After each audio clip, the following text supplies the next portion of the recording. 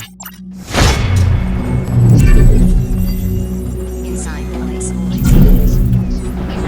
and gentlemen, we're back. Again. Ladies and gentlemen, we are back. You know what I'm saying? And I tell y'all, we did not wear the same outfits 2 times in a row. We just did a lot of episodes in one day. We recording tonight, you know what I'm saying? Special guest is in the building heavy, for real. You know what I'm saying? I'm surrounded by vibes. To my right, you know him. You know what I'm saying? What do you say, Mr. Sweat Equity? Yeah. Mr. Sweat Equity, you know what I'm saying? I need to pay him a visit, man. All the way down there? He lying. He lying. Back again, you know what I'm saying? No, like the biggest in the world. Like First episode, Roddy he was is. so drunk, bro. You know what I'm saying? He was, bro, YP, you was so drunk. Now I'm good though. Nice, we bro. outside. He's back. But To my we got a very special guest on To the my left. left. A very special guest, you know what I'm saying? Got his hand in everything. Mr. Do It All. They call him Ask Tayo and don't ask him no questions. I'm blessed to be alive. Tyler, what's up, man? I'm here, man. Now, I've really known Tyo since I was a youth. Like, Yeah, literally. I'm talking about 2-3 years old. Long time? A long time like that. Family goes way back. Bro, you got your hand in a lot of shit, bro. Like, for real, like, when it comes to music, nightlife, charity, businesses, real estate. I see you, you know what I'm saying? Oh, Real speaking respect. of real estate, I seen y'all just did was it a 50 unit? Well, that unit was a 30 unit. But 30 unit. 30 unit. A light 50 30. coming. 50 coming, though. 50 coming. no, 50 we had coming. other units. So on that buy, it was a total of 50-something units. Put the mic a little closer to me. You good, you got it. Yeah. No, so that the picture that you seen online was just that building alone is 30 units, but the deal that we purchased a couple of properties, so it was a total of 50-something units. So I seen there was other partners on. How did that process go? I mean, we've talking to Jado before on our podcast. You know, he broke some real estate down, but I mean, I bet you have a different perspective going in with different partners to go in on a unit that big. So how's kind of that process going through? Well, yeah, so mine's a little different. You know, shout out to Jado, man. That guy, he's a goat in that. He's a great guy, bro. Yeah, he's a good dude. I've known him for a One long of the time. best people in the world. For me, it's more about investment real estate. So it's where I'm parking my money, right? Yep. Instead of just leaving it sitting in the bank, I'm putting it into different asset portfolios. So real estate being one of them. You know, you don't really need a license or anything like that to buy a property. But it's more of a long-term game, slow game, where, you know, you're strategizing how you're going to get the return on your money sitting in a property or something like that versus getting low interest rates sitting in a savings account. You know, so that's kind of what I'm doing. And at the same time, we're purchasing affordable housing properties. It have low profit margins, but the government's incentivizing individuals who want to become, you know, landlords by, you know. Because it's for sure money. You don't got to chase somebody around for that rent. You getting a check straight from the fucking county. Right. Yeah, the government checks over there, right? Always good, right? They're not Government late. cheese. They're not late. They're not late. You know what I'm saying? They're not late on their payments, and they definitely not late worrying about what we making. Exactly. You know what I'm saying? I just want to know. I just want to know how you made sure that you take care of the people that you look out for off of government investments, which is the same way like all of us was born and raised. We're first generation immigrants. Facts. So like being first generation immigrants, and like what made you be like, I'll be the person that makes sure that Like he invested in real estate. that we can make real estate for first generation immigrants, second It's profitable, generation bro. immigrants.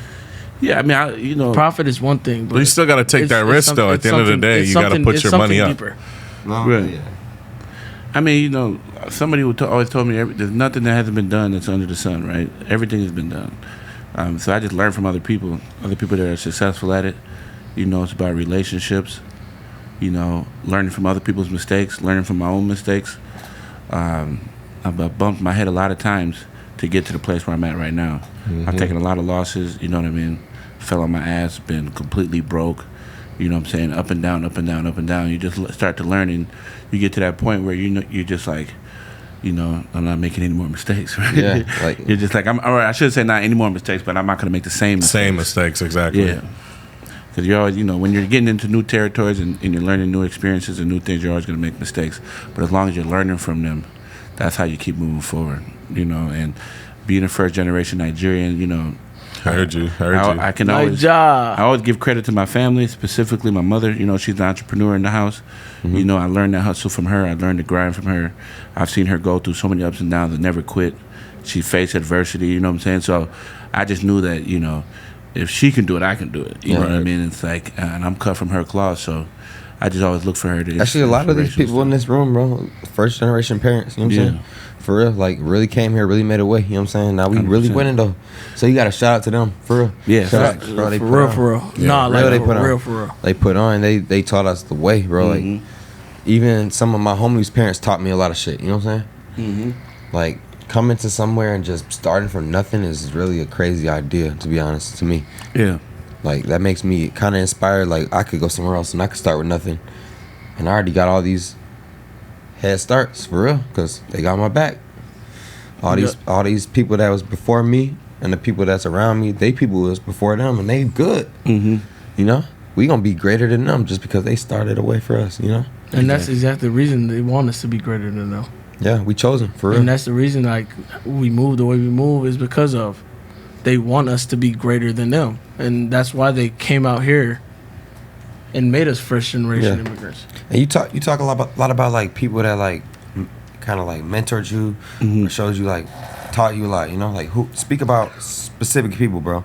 What people have inspired you and showed you a certain way that you would really like offer that, you know, that credit to. You know, you can learn something from everybody in life. You know what I mean? I think if you're not learning from anybody that's around you, like something, you know what I mean? Like me being around you guys, like I've learned something from you. Yeah, right. And Likewise. how you've done your DJ thing, and you know you was around celebrities and all that kind of stuff at an early age, watching your life. You know, Sweat Equity, YP, the hosting, all that kind of stuff. You know, you got Hobon in here. You got a lot of people in here where you can learn. You can always learn from somebody. I think everybody can teach somebody something. So with me, it's like everybody I've ever interacted with, I've always learned something from. It's either learn what to do or what not to do sometimes, right? You do a lot in nightlife. You do a lot in marketing. You do a lot in real estate. Where did it go? How did you figure it out to go? I can mix all three and everything in the world together. You know, as you go through the journey, right, and then the people that you're around, they teach you things. You know, everything that I do somehow complements each other, right? You know, a lot of people say don't spread yourself thin and all this kind of stuff. Well, I think you should do multiple different things if they all complement each other. If you're doing different things that take away from each other and they don't add, you know, value to each other, then they can get kind of complicated. But, you know, the club stuff I'm doing is really, you know, to assist my marketing company. It's more about the learning the persona. Let's speak a little bit on that marketing company. So, Turner Media, shout out to Turner Media. I'm a co-founder of Turner Media. Me and my partner, Will. Will Preble. Will Preble. Yeah, that's Will, my he's boy. a tech genius. That's and that boy copped some Sweat Equity. Shout out to Will, man. Shout out to Will. Will's a good dude, man. Bow. But we came together, formed this company on similar values and morals and stuff like that, and how we can use, you know, media for good, marketing for good, bringing communities together and all that kind of stuff. But it's about the data and the analytics. It's very valuable. So when we're in this club's business, we're really studying human behavior and personas and the community and the culture and all that kind of stuff, and really getting data and all that kind of stuff. We're building a app called Odia, which is a creator token launchpad for music artists. So for us to really understand that space, you got to be in that space, you know. So a lot of the club stuff is case studies for this app that we're building. Okay. You know, and we were close to releasing the MVP. We did a little soft launch during VCon weekend at the Armory. Congrats on that. It was dope, man. So the real estate stuff is just, you know, again, it's just long-term investments, parking your money. I'm a founder of a couple nonprofits that are also in the tech space. Is leveraging technology to improve livability and digital equity. You know, because like my life really changed when I started getting involved in technology. So this marketing company is technically a media tech company, right? Because we make products that assist with marketing, right? How so? So for example, like we came up with this one product called Donate a Post, where it's a platform. Business booming. It's booming. 1 a.m. 1 a.m. booming. Okay. Just to give y'all a little context, it's really 12:57 Monday night. You know what I'm saying? All of us been chilling. Phone is kind of dry, but his I don't know. booming. I turned my shit off. Yeah, go ahead. I don't remember what Turner Media. So, essentially, what I'm understanding from hearing you talk is basically Turner Media, in conjunction with the business that you do with the clubs. You're looking to push the shit towards charity. That's what it sounds like. Yeah, all of it combined. Because, like I was saying, technology changed my life. If you'd have asked me, 10 years ago that you'd be running a media tech company, I'd be like, fuck no. You know what I'm saying? It's like, if you asked me about you running any type of media tech company, I would have said fuck no. Everybody around me would have said fuck no. Yeah, right? for sure. But that how does that relate with like when you do all these events and speaking performances with the kids at high schools? How does that resonate? So like, how logistically, like, how do you connect the two? Because I know how it resonates with me. Because I grew up in this shit. So I was like 15 years old, 14 years old, and I was throwing parties as a kid, being a rapper, and I just stopped being a rapper. And I was like, I'm 18 years old, I'm graduating high school. Well, how the fuck is music gonna make me rich? It's not gonna make me rich as a rapper.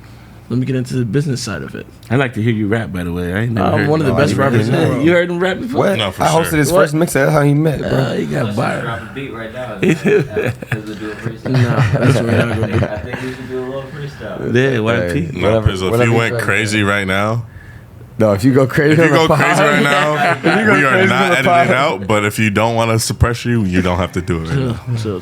Relax. We almost had a quick 16 from YP. No, my 16 might be one of the hardest in the world. I'm one of the best rappers in the world. You can't say that I'm and not not do it, then, bro. I don't got All you. right, on to the next thing. I ain't gonna lie though, we had a crazy week, bro. Like, just like a lot of cool ass people. Like this week was not boring. I'll say that. Yeah. This week was not boring, bro, and it's not over. Like Mondays, I'm supposed to feel like it's regeneration, like refresh the shit over it. Still chilling with my niggas, I love that. How did you get into the rain space? Oh, so my marketing company. So we do a lot of the marketing and promotions and all that kind of stuff for Rain, for the Armory, for Vanquish, for all the future. Because you guys got Uptown back lit. Yeah, man, it took a lot of hard work, man. And it was the support of people like y'all, you know what I mean, and the community. I think that, after the whole George Floyd and the pandemic and stuff like that, people really wanted to come back out, and we just wanted to, create an atmosphere that was safe, friendly vibes, and people that really care about the city and stuff like that and want to come together and have a good time. Oh, yeah. So that's what our focus was. We be supporting we be donating to that motherfucker. Man, For sure, donating the Rain. Whole lot of vault, and the vault. Salute to the vault, man. Because, look, a lot of times Vault kicks back, though. Vault get right sometimes, you know what I'm saying? Vault is a fun time, bro. Yeah. I fuck with DJ Ones for real. Vault kicks some donations back a little bit. Shout out to DJ Ones for real, man. Shout out Juicebox Kid, too. There's a lot of DJs in the city that I like, but Ones is close to the top of that list, you know what I'm saying? Because, bro, he really go hard by this shit. Like, He consistent. Bro, he is fucking consistent, bro. He don't fall off. He don't burn out. He keep coming with new music, new vibes. I'm talking about this nigga DJ about 14, 15 times a week, bro. I cannot do that shit. You know what I'm saying? None of it. No niggas I know could do that shit. I mean, it's like we were talking about earlier. At some point, you might burn out. Salute to everybody. Some people got shout a out to different drive, Inferno. Nigga, One's really like that. No, yeah, Ray. Yeah. Bro, One's got y'all beat right now. Nigga, he got me beat, bro. I cannot party like that. He go hard. Yeah, he's getting into his bag right now, man. Shout out to he deep in it. He really deep in that bag right now. Yeah. I appreciate that shit, you know what I'm saying? Because I like when people make me go harder. You know what's crazy? When I had a conversation with Ones probably like 2-3 weeks ago, and I was like, yo, like, bro, you really deep in your bag right now. He said, you know why? I said, why? He said, because you and Cam told me, bro, you're way too humble. Stop being overly humble. Don't be too humble, but stop being overly humble. There's like a fine line between being humble and being cocky. But you gotta pop your shit sometimes. But there's also there's also a line where it's like you're too humble.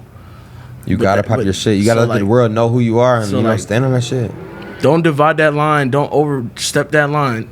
At the end of the day, don't be too humble, but also don't be cocky. I think if you understand and you prepare and you manifest what you want to do, and then you actually start doing it, there's gonna be a confidence that comes with it. Some people will take it as arrogance regardless, but it's like there's a confidence in knowing that I can do what I'm telling you that I can do. Because I am him. Some people can't do it. Some people can't live up to that. Like, some people can't say, hey, I'm about to do the biggest this in the next 5 years and actually do it. Some people don't want to live up to that expectation of being able to say something and doing it. It's different strokes, though. Like, people that I know, like Tyler, Rich, they don't be saying shit, bro.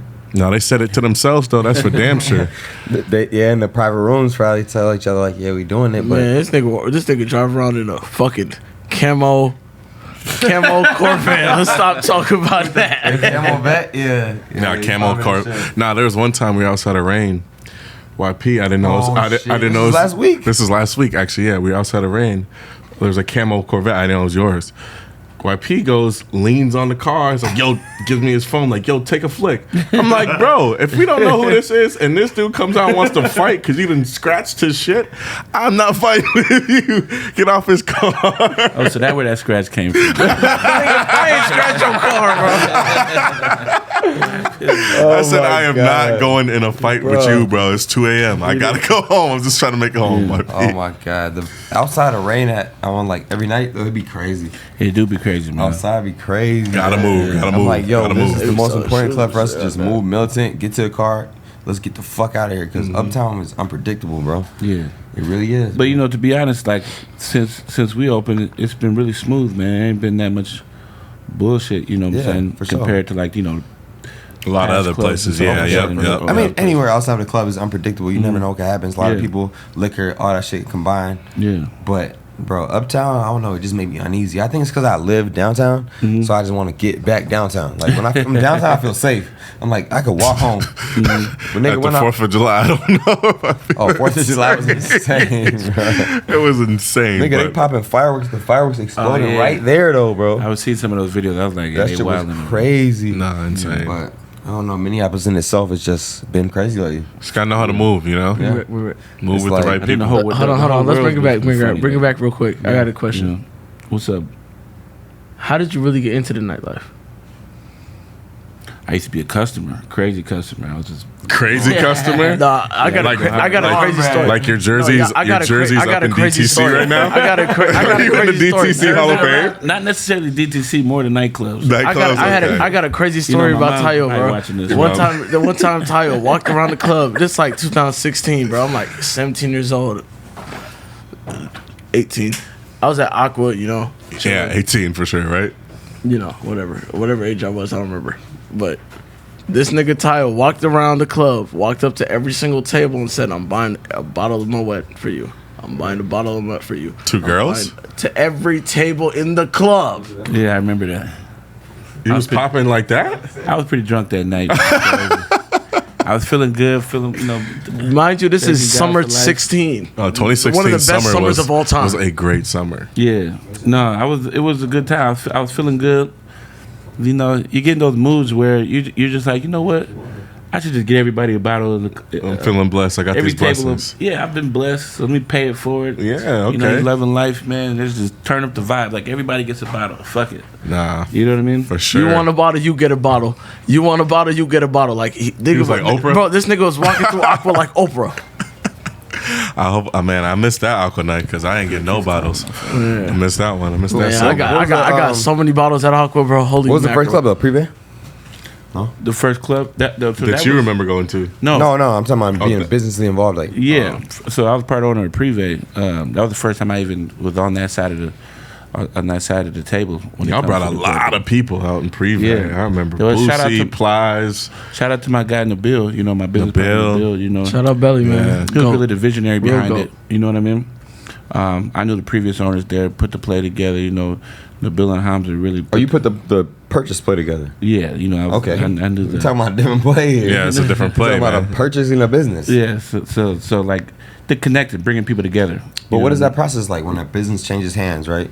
And now you got all this staff, you got, plans The for venue, the business. Yeah, like physical mortgages. space. You got to deal with. Oh, You got yeah, a lot of bills that come along it's- with that. It's a headache, So from the outside looking in, everybody's thinking like, man, Privé's going down. They got 52 artists here. We had, Cardi B there. We had Because the all previous these guys. owners went crazy. Y'all had, Young Thug, Previous Gucci owners Man, went crazy, bro. Y'all went crazy. But when you're some new business club owners, you're gonna make a lot of mistakes. So that was the learning grounds. But the thing about Training Nabil and Hamza is like when they make mistakes, bro, they own their shit. They not scared. You feel me? Mm-hmm. They talk to who they talk to, and they deal with people, bro, straight. That's what I like about them. Yeah. They deal with people straight. You got to be able to Both of them communicate. is real. They not hiding, bro. Right. They out here. They stand on their shit. They're not gonna let nobody bully them, push them around, none of that. They No. show love to who they show love to, Right. And they stand on their word, bro. You When gotta they say be they're gonna willing do to something for you, they gonna communicate, do it. If they say they're gonna hire you, they gonna hire you. If they say we gonna do in this show this day, boom, boom, boom, things gonna go right. Right. And people might not like them sometimes because they're not always nice to everybody. And you got to can't no. And But it's you a lot- can't say they don't handle their They handle theirs, business. bro. They handle their And business. I respect man. that, you know what I'm saying? And to be some young black men, doing that in this type of climate is incredible. To be able to be business Yeah. owners, owning their liquor license, really paying payroll and staff and all that kind of stuff. It ain't easy doing all that. Multiple stuff. venues, restaurants too. Restaurants too. Yeah. Yeah, I and seen, new business every day, damn near.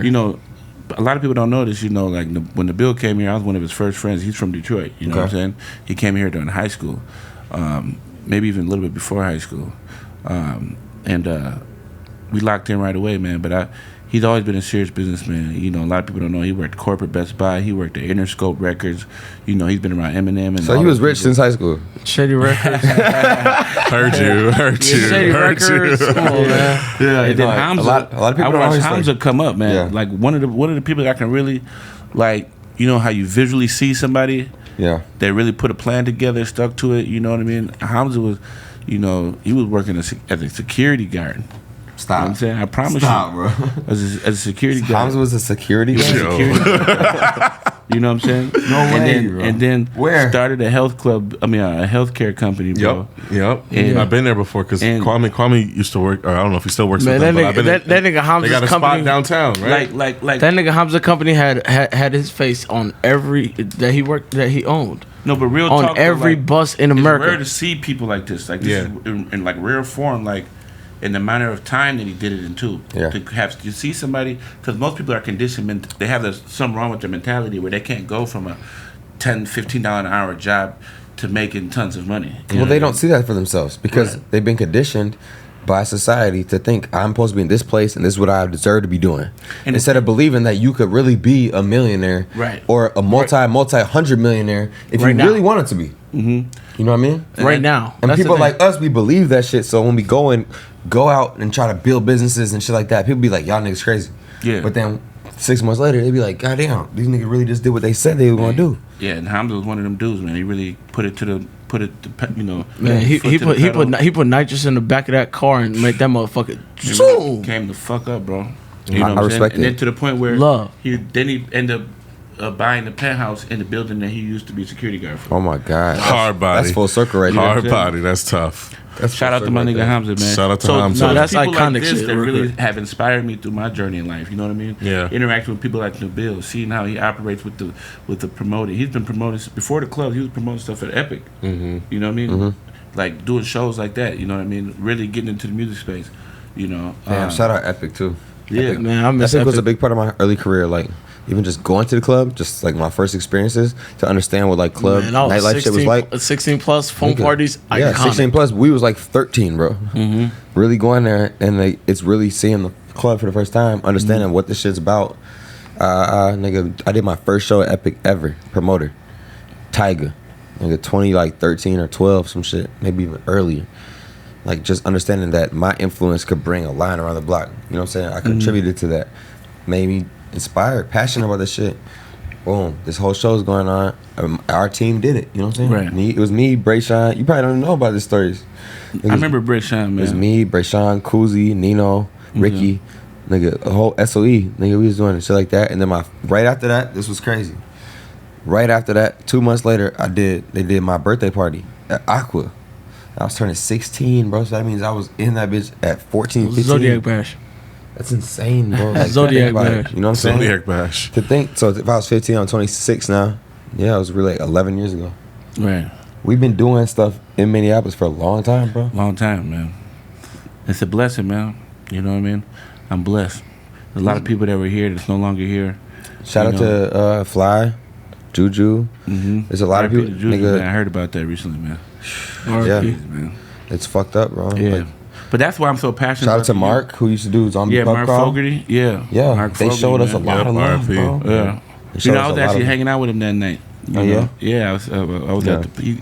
He's the one that brought me to the pub crawl. You know, He's a good dude, man. Not the Migos, but Sway Lee and them. No, Ray that was Shremmer. not, that was And the not, crazy that was not part same is, one. nigga, That- we I was think with that might be Sway after Lee. that. Nigga, I was No. with you that night. Yeah. That was Ray Shremmer, the night of Ray. That was the Shremmer. same night, bro. Yeah. Me and this nigga is with, because we fuck with JJ, so JJ is Sway DJ. Yeah. We like, that's close, that's our real family, you know what I'm saying? Nigga, we was with them, and y'all was with him. Yeah. And they booked them, you know what I'm saying? So it's just, And then everything you pulled up on me too. You pulled up on us afterwards. Mind you, remember Sway and them left. Yes. They left because they had to get on tour. I know exactly where we was at. And then boom, they gave us the rest of the rooms. Mind you, it's like 10 Was that rooms. the Ivy, right? No, it was Okay, that's what It was a big penthouse, though. I don't remember what it was. But they get like 10 rooms because like they're like, yo, we're not staying here. Like, keep all these rooms. All I the remember I cars. met up with Mark at the Ivy like it. And then you pulled I up think on Mark me. stayed at the Ivy Tayo, or you some pulled shit. up on me. Mm-hmm. Nigga, you was right there with me. You pulled up on us. Yeah. Yeah. But shout out to Mark. So Man. Mark and Jake used Another to, long night. No, I mean, we have lots of long nights in this business. They all but- seem to blend together. Usually. Weird, right? Said yeah. like trust me, like life comes full circle, and it's like you don't know who you meet and who you know at what time. Like the way I met Tayo is crazy. That's how I met him that night. Yeah. Because we had JJ booked. That's the reason why they all left and JJ stayed. Because we booked them at where LV. Yeah. Damn, When we y'all- did, bro. So I we forgot did about the after too. party at LV for Shrimp shit. Mm-hmm. Boom, you pulled up and picked us up, and that's how I met you. And you know what? A lot of people don't know is that we actually had LV for a year before we switched the name to Privé. So a lot of people thought we just Yeah. started owning it when the name changed to Privé, but we actually was waiting for the liquor license to change for a Yeah. year. And then this is crazy. You wanna know this? This will blow your mind too. I used to do flyers for them Oh, really? before I was DJing. You know that I used to make flyers and shit, like on Photoshop. Like, Yeah. I really do that shit. It was me and Jeremy in the city. That's the only nigga that was really doing flyers for people. But it's like when you think about people like Mark, Jake, Nabil, Hamza, Mark they showed Will. a lot of us as youngsters like a lot of love. So Yeah. now I'm thinking, right though? I'm not laughing at that. I'm laughing at this. Yeah, he's crazy. But who are we gonna show that love to? Who we looking at as the next generation? And we got to bring them up. Because think about it. If they didn't do that for us, they didn't show us love. They didn't bring us into their businesses, which they didn't have to, bro. At all. They had a respect for us because they seen something in us. I want to look to that next generation. Who are we looking at? You know, and that's why I work with the youth a lot, man, and try to show them, like, you know, show them love, show them support. Because a lot of times we just, you know, it's really a fight with ourselves, you know. We think it's like the outside world that's holding us back when it's really just ourselves. And it takes somebody to believe in you to say, you know what, man, I see something in you. I believe you can do it. And that plants a seed in you. And you're like, you know what, I can do it, you know.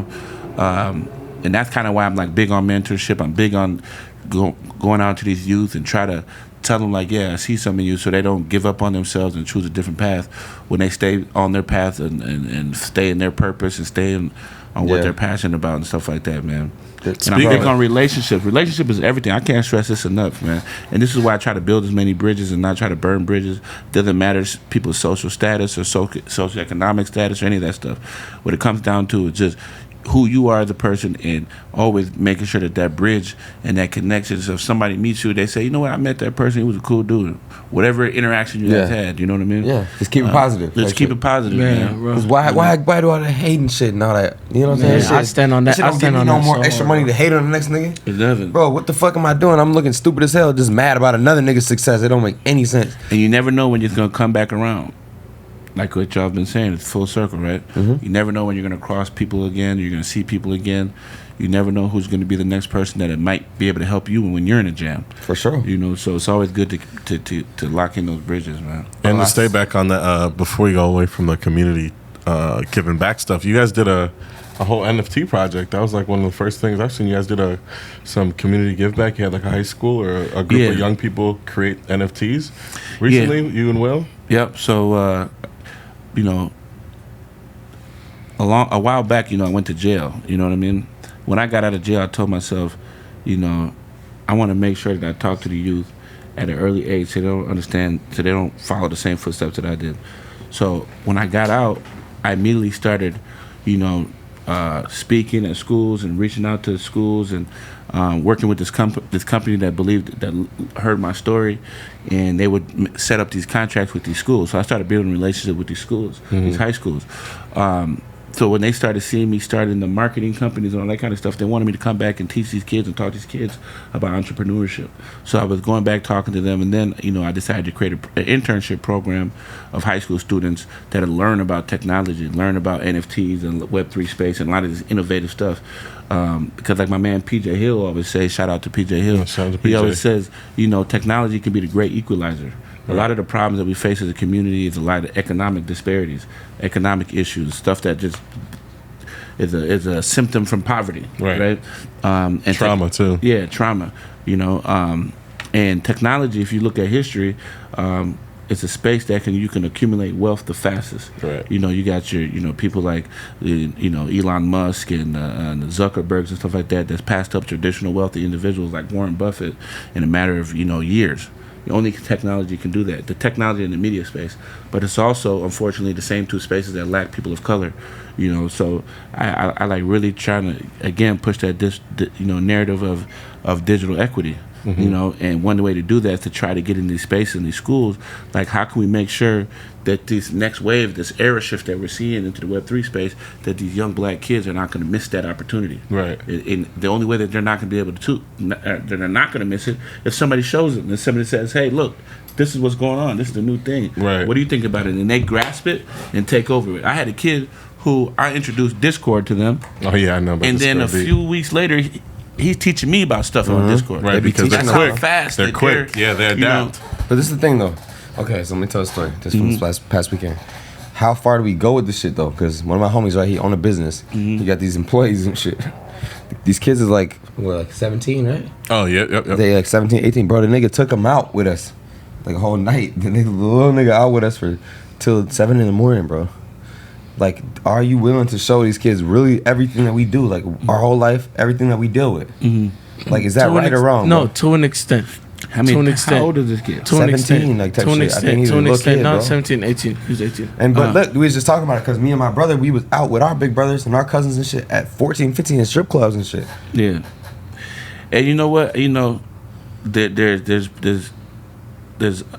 pluses and negatives to that. You know what I mean? There's no one right way or one right path. All we can try to do is set the right example, and it's about the relationship you have with Yeah, that but person. like I be feeling weird like handing a little kid in the shop, bro. Like, you know what I'm saying? You with us, so we doing what we doing. Yeah. But I mean, people probably felt the same way with you when you were out there. Bro, they definitely did, but they said this little nigga lit. No cap. Hey, No cap. Give him more bottles.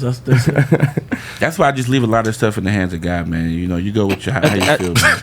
Straight up. I'm not gonna laugh at that, but I wasn't expecting that answer. No, I'm just saying though, and the reason why I say that is because you got people that can do the right thing and raise the kids the right way, and the kids end up bad. But like, you got right. you got I people feel like there's no right or wrong way. and that's what I'm he's saying. saying. But Yeah, like, saying but the like, same thing. but like, at the end of the day, Exactly. That's what I'm doing saying. these certain things doesn't always make you wrong. Right. But like, it could also be right if you do it the right way. It's just a journey, man. And just you just go. Yeah. You know what's right and wrong. You know what you're supposed to do, man. So you just kind of have to follow that. But it's like sometimes when you with your homies, you just got to go with they move because it's like I'm rocking with you right or wrong, even if we doing some wrong shit. yeah, you just got to be able to accept the consequences that come with it. For sure. That's a fact. But definitely. I got a question. Some people I got a pay question. that price, I got a question. So, guys. nigga You know what I'm really saying? paid it. and they're not here no more. Yo, I got a question. Yo, why did you just ask, bro? So, at what point did you feel like when you went through all your trials and tribulations that like I'm ready to right all my wrongs and just go all the way straight? That's a I good think question. it I know ever is exactly when always that time was. It was New Year's Eve when I was in jail, and I realized, that was the first time that I've ever spent New Year's without alone. Yeah. You know what I mean? And I Really actually just in your cell, like just in my cell. You know what I mean? thinking. and I'm at a point now where you've been, when you first get locked up, you go through this shell shock where you're just stressed out because you're locked up. But then you start. You find that peace. Then you find that peace, and that's where I was getting to that point. And you start to just be honest with yourself, because true growth is through humility. Where you got to accept your imperfections, accept your mistakes, accept your faults, take accountability for everything you've done wrong to people. You know what I mean? That solitude will bring you a lot of introspection to be able to think to yourself. Exactly. Wow, let me just understand what's good and evil, because maybe I've been living both. Yep. So to answer White Pete's question, that's where I really, it really hit me, like where I really changed as a person, where, when I was alone, and really being honest with myself. That's a good who question, I was. man. I've never been asked no shit like that. Yeah. When is the moment that you realize I'm gonna choose God? I'm gonna choose where I've been at. Yeah. It was at that moment, man, because I realized that there was so many times where I was like, okay, this is that moment, and I was like, I'm gonna do things the right way this time, and I had another setback, and I had another drawback, and I just kind of reflected, like, man, what's going on in my life, and it was what I was doing is I kept trying to take in my life. I was kind of I gotta go get the money, I gotta go get the bag. And I wasn't looking inside. You know what I'm saying? And what can you give? It's about what can you give? How can I be of value to others? Yes. I was trying to figure out who can be value to me. Exactly. You know what I'm saying? But I had to flip it. I had to understand, like, what am I doing and how do I affect people? Exactly. Yeah, Because when you give, it come right back though. Yeah. When you give, it comes right back, bro. And that's why that's a great question, because it's like really looking at yourself, really looking at the timeline of your life and understanding when is that moment when I'm gonna actually decide to be the person I keep saying I'm gonna be. When is the moment where I'm gonna say, all right, boom, I'm gonna go handle this, I'm gonna go work out, I'm gonna go do this, I'm gonna do that.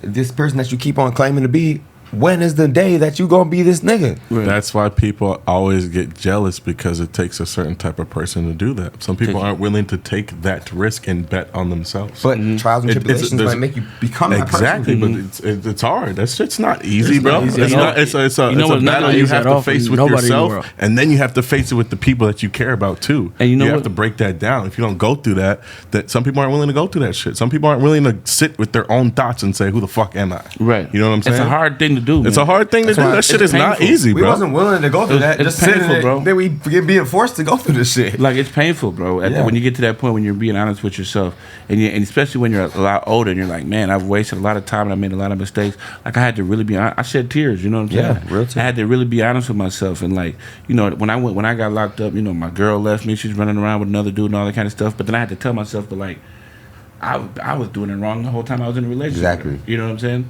And, like, what kind of pain did I cause her? You know what I'm saying? Right. There was somebody that was in there with, a wise man that said, if you got to come to a point in your life where you say that everything that happens to me It's because of me. is my fault. Yep. You get what I'm saying? No matter is. if you could just take accountability for everything that happens to you. Accountability. And don't sit there and say, oh, well, if this one happened or this person or any exterior, you just say anything that happens to me is my fault. You'll be surprised on the decisions you start making and how you start moving. You know what I mean? I agree. So, and I think I got to that point where I was just like, you know what? There's no more excuses. It's just from now on, whatever happens to me is my fault. Yep. I take fully responsibility for everything I've done, the things I've done wrong, the people I've hurt. Went and apologized to a lot of people. Yeah. You know what I'm saying? Forgave a lot of people. You got to forgive people and forgive yourself too. Yeah. Ain't it crazy how Forgiving yourself is an interesting concept because, bro, accountability is one of the toughest things that you can do with yourself. You can hold a lot of other people accountable. You can tell them, it's your fault this happened. Yo, you need to apologize to this person. You need to be apologizing to me because this. But when you really look in that mirror, when you really stare at yourself and you say, every single thing that happened in this certain situation, I could have changed it. I could have affected it. I could have handled shit better. When you come to people, they got a lot more respect for you because you could stand up and you could stand on what you did and what you did and how we gonna handle it going forward. Because blame is easy. Yep. Blame is really One easy. of the easiest things in the world to do. This is another thing that's very important. When you start to be honest with yourself, you start to figure out who you are. You know what I mean? Like, there's a lot of people that are just being certain ways because they think that that's the way to be to get to where they are trying to go, or like to be accepted by society. There's a lot of people that want to act gangster and they're really not gangsters. they don't even understand why saying? they're doing what they're doing. And it's not until you get to be who you are and not being afraid to be who you are that you really start to add value to the universe because there's nobody like you. Right. You know what I'm saying? and really embracing that uniqueness. If you like art, then do art, man. Don't be afraid to show that. You know what I mean? If you like different types of genres of music, don't be afraid to do that. If you want to hang out with different types of people, don't be afraid to do that, because when you start to be true to who you are, that's when the blessings are going to start coming. You know, when I started really branching out, you know, when I was younger, I was always in the streets hanging with just the same type of dudes all the time, you know. But inside of me, though, I knew I could talk to different types of people. You know what I mean? I could go here and do some nerd shit. I could go over here and talk to these people about this. I could go around but for some reason, I always try to shut that out. You know what I mean? But it wasn't until I started to say, you know what? I'm confident who I am. You know what I mean? Yeah, bro. I'm just gonna be who I am. And when I started doing that, that's when opportunities started to come. I started meeting different type of people from different demographics. I started learning from different cultures and different people. And now I could, you know what I'm saying? I could sell water to a whale now. You know, even think about that. Even think about that. Your acceptance of yourself to even talk about you going to jail and different things like that. Yeah. That might have been a dark point in your life, but you to be able to say it even right now in this space. Somebody can relate to that. Somebody can say, "Damn, I went to jail too. Damn, but look at what he's doing." You know what I'm saying? Look, I'm glad you said that, because when I got out, I was so ashamed of it, right? Yeah. That when I started this marketing company, I used to not omit that. I used to leave that out, and not tell the clients when they ask me, "Oh, tell me your story." I would always leave that out. You know? Yeah. But the whole time, that might be one of the best part of your story. Hey, because that's the part of the story that changed your entire story check forever. This out, though. One day, and this is why I fuck with Will, my partner Will, because he knew the truth about me, right? And just, you know, there's a lot of, you know, white people that if they were to like see a black dude and starting a business with them, and they're like, "Oh, he's been to jail and he got this on his record," I ain't gonna have that hooligan. This is all. Yeah, you're thrown into a box. Yeah, he could have easily just said, you know, I'm gonna work with these people over here. Right. But there was a company that we were about to close a deal with. Like a nice sized deal. You know what I'm saying? We're talking about. It was probably like maybe $60,000-$70,000 that we could have. A nice size deal. I could use 60 or 70. But check it out though. They went and Googled me, right? Yeah. And did their research on me, and they're like, "We'd like to have a meeting. We're thinking it's the meeting to come close a deal." And they sat me down. And they bring that up. They're like, "Well, why didn't you tell us that you've been to jail before?" You know, and I just started explaining it to them. And that's not part of that's part of me, but that's not part of anything that we have going on. And then, you know, Will spoke up and said, I've known about this, you know, He talks about it at schools and And, you know, if you guys don't want to accept it, then the deal's off or whatever. And they're like, well, we can't accept it and And, you know, I felt so bad because I'm like, that my team, it was Will and a few other people that work for me. I felt bad, like, damn, they taking losses based on because of my actions, You know what I'm saying? And they really held it down for me. So that point on, I was like, you know what? I'm about to flip it and start really, really broadcasting. Yeah. So I would meet clients and they would say, "Tell me about your story," and I would tell them right away. Immediately. You know what I'm saying? And I started getting more respect that way. And clients would be like, "You're perfect for the. We need you. We need you. Yep. Right. You know what I mean?" Yep. And that's when things started really. That's blowing beautiful, up bro. For real. Yeah. For real. That's the great story because I never known that. I didn't know that about you, bro. Yeah, man. Like as far as you have no idea, man. I've been shot, bro. I got 3 bullets inside me. I went through hell and back, bro. Yeah. And that's why this podcast is so important. Even we was going talking to Freddie earlier. It's like some people might not think what they have to say is important, but at the same day, you have a story that somebody wants to fucking hear. And sometimes they don't even know they want to hear it. But since you said it and they had a time to listen to it at that time, whether it was a podcast, a video, it touched them and it changed them. That's why it's so important to do stuff like that. I didn't know that shit, and that shit just touched me just to understand that. Just because moving on from dealing with the law and dealing with all that shit follows you, bro. You can't shake that shit. Probation officers, goddamn. That's why so many people be institutionalized. Yeah, that shit, bro. But and damn near make you want to go commit another crime. It's like, nigga, y'all label me as a fucking felon. 100%. Nigga, then fuck you, nigga. I'm about to rob this fucking bank, damn near. Right. But you feel me? Like a lot of people the system tries to make people be institutionalized and institutionalize them forever. But there's certain people, and it takes certain guts and certain people to be able to institutionalize the institution, if that makes sense.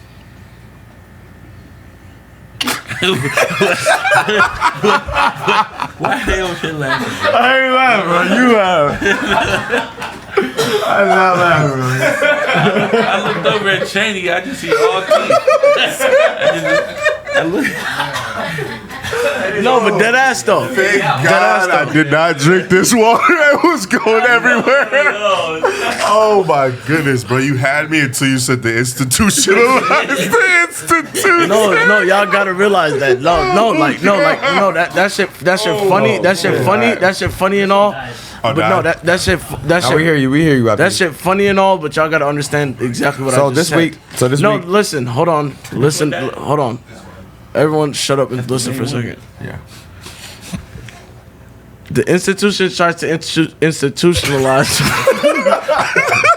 All right, we heard you, bro. We heard you, bro. No, nigga, if you listen, didn't- bro. No, YP, calm down. The system tries to institutionalize niggas, but niggas will institutionalize the institution, but only certain niggas could do certain things like that to institutionalize the institution. Simple as that. All right, Heard you.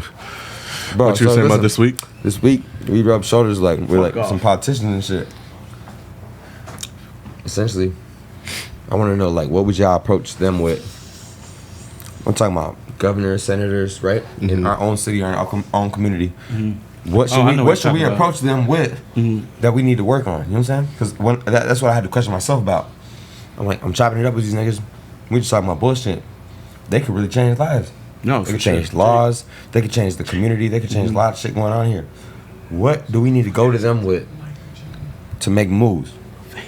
I think there's a lot of different things. The educational system, one. Okay. Prison reform, two. Okay. You know, the thing I've really been pushing called, you know, council culture, right? Okay. And this kind of goes back what you're saying about, I want to just say fucking and commit another felony because they just label me at that, right? We have this culture in society where right now it's causing people to be afraid to take accountability for their actions. And like I said before, humility is the true growth, right? If you're not going to be able to take accountability for your actions, you'll never grow. So when people are getting canceled left and right, all that does is says, oh shit, I can't let nobody see me make a mistake. Yeah. Or I can't admit to none of these mistakes.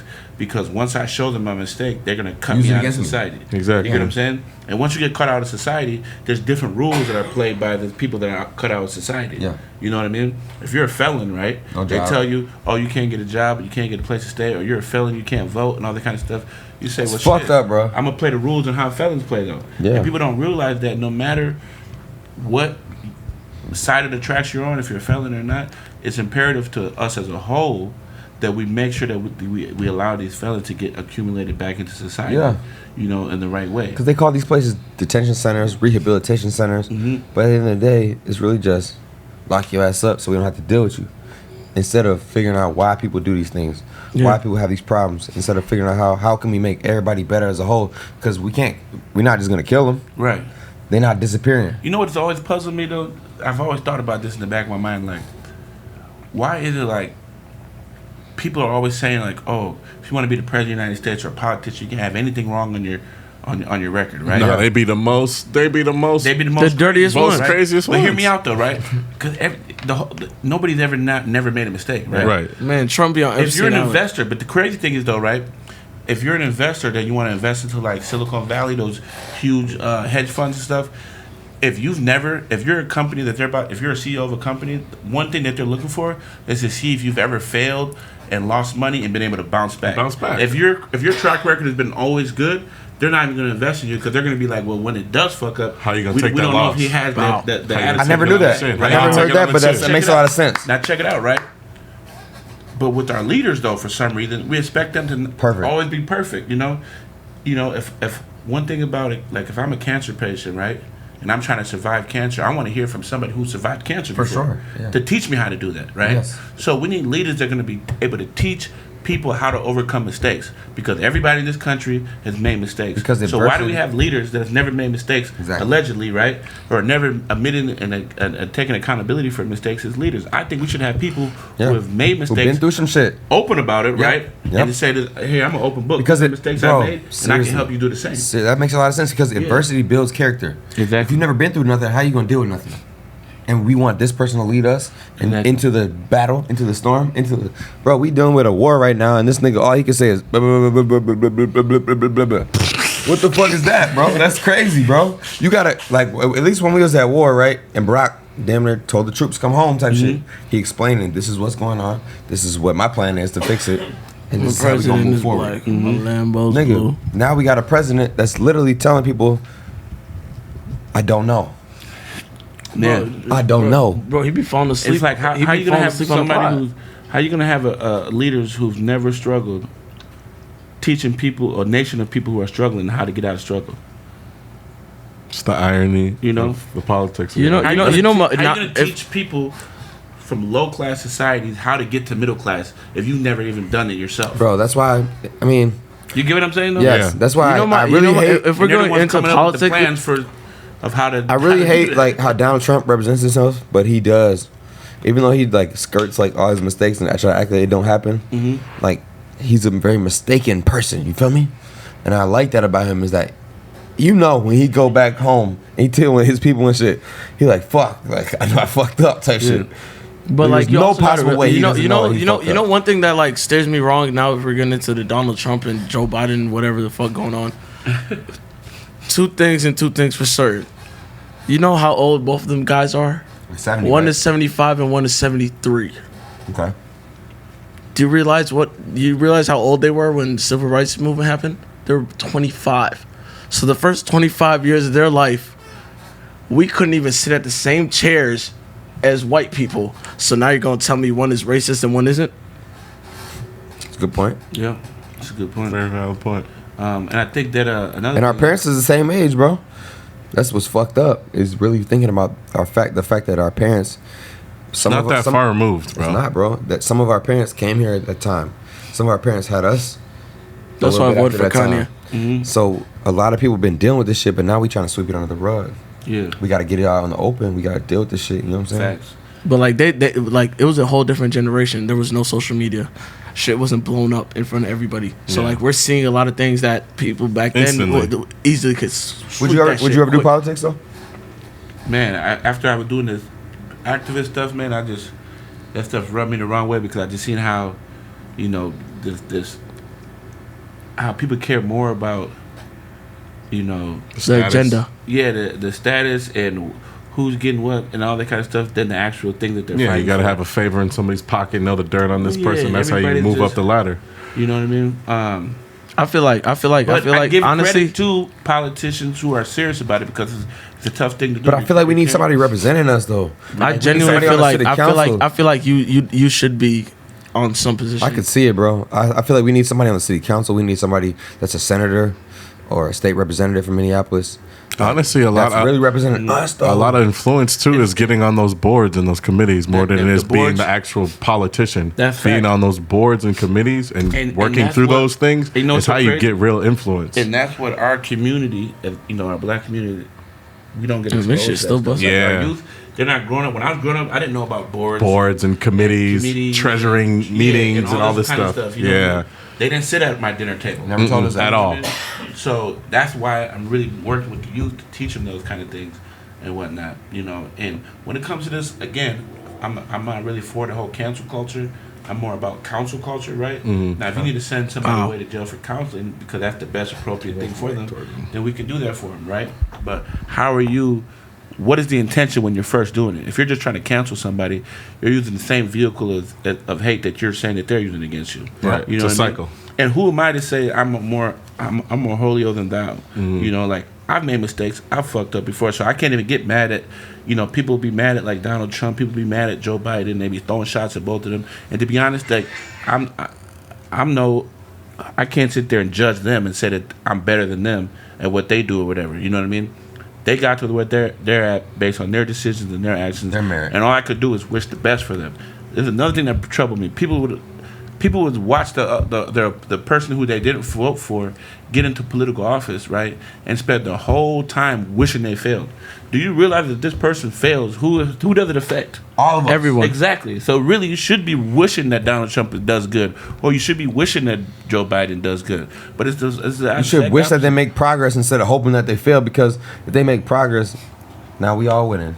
Nigga, we all getting them $1,500 checks a month. You feel me? Yeah, that little $1,500 How you mad checks. at that? But what do Now- I know, man? I'm just Them little $1,500 checks. Yeah, Now we there's just people in club California voters, paying It's coming up, man. We're on the come up. $7.99.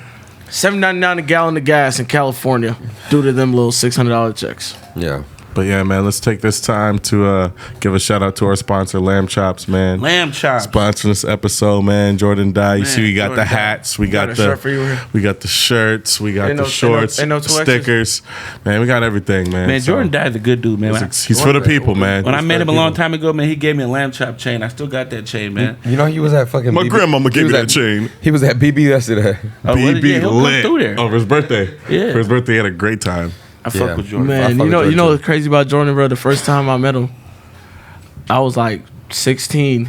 I was like 15, 16. He was throwing a party. Cam was throwing a party. So I'm pulling up to Cam party. I said, man, I need a fit. I pull up and get a Shepherd Goods shirt. Ooh, throwback. But he come out Throwback. he come out with a full bag of merch. All Shepherd Goods. Put that shit on though. Heard you. Shout out to Jordan, man. Really good people, though. For sure, for sure. Shout out Pop Out. All right, I'm gonna see a show of hands. Who thinks YP should be on the next episode? Damn, that's messed up, man. YP, That's my guy. YP. you offer a lot to this shit, man. Honestly, I don't think I'd be up podcasting at goddamn 2 a.m. if it wasn't for you, bro. So, But yeah, real talk, though, Tyler. Thank you I for ain't gonna coming lie, on. real, bro. Ain't no, Give a shout out. man. Give a shout out to your socials, man. Where they can reach out to your Ask media that company. All that. Ask.tayo on Instagram. It's ask.tayo.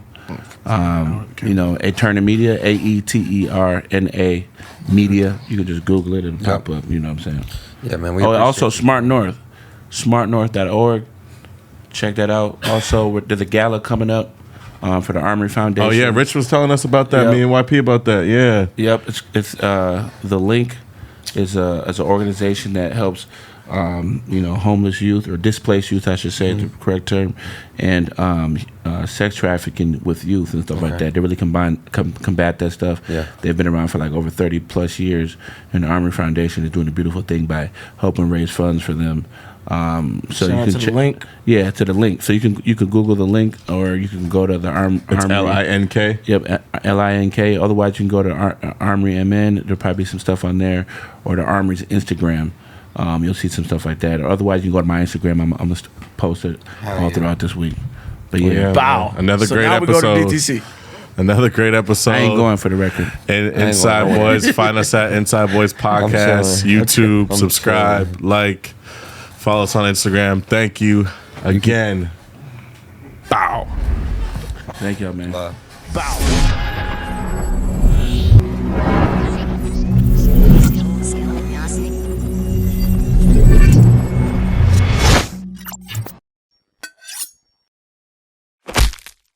What's up, guys? I'd like to take a quick moment to thank our sponsor of this episode, Shepherd Goods and Lamb Chops. You can find some of the dopest hats, shorts, shirts, and more as a part of their new Summer 2022 collection at sglambchops.com. Use promo code InsideBoys15 when you place an order. Thanks for watching. Now back to the podcast.